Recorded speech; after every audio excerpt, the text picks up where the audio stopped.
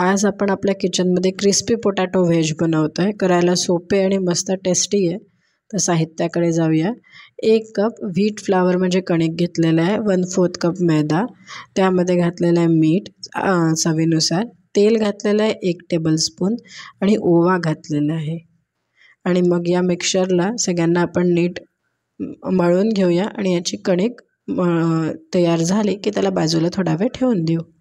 मग आता आपण त्याच्या आतमध्ये जे स्टफिंग करणार आहे त्याच्यासाठी साहित्य पाहूया.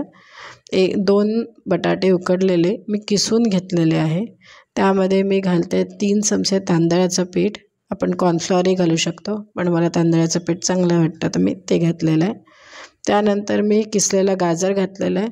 3 टेबलस्पून म्हणजे मोठ्या चमच्यांनी मी 3 चमचे गाजराचा किस घेतलेला आहे.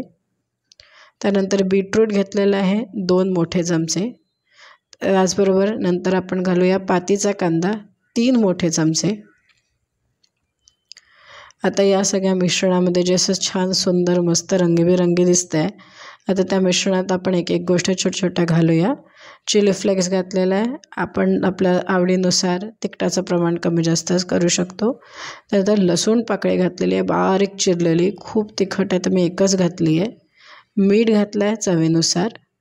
त्याचबरोबर आता आपण आंबटपणा येण्यासाठी चाट मसाला घालतो आहे. आमचूर पावडर पण घालू शकता चाट मसाला नसणार तर. आणि लास्टमध्ये ओरेगानो. पिझ्झा सिझलिंग असेल तर आपण तेही घालू शकतो. आता पुन्हा यालाही मळून घ्यायचं. हाताला थोडंसं तेल लावायचं आणि डो नीट मळून घ्यायचा.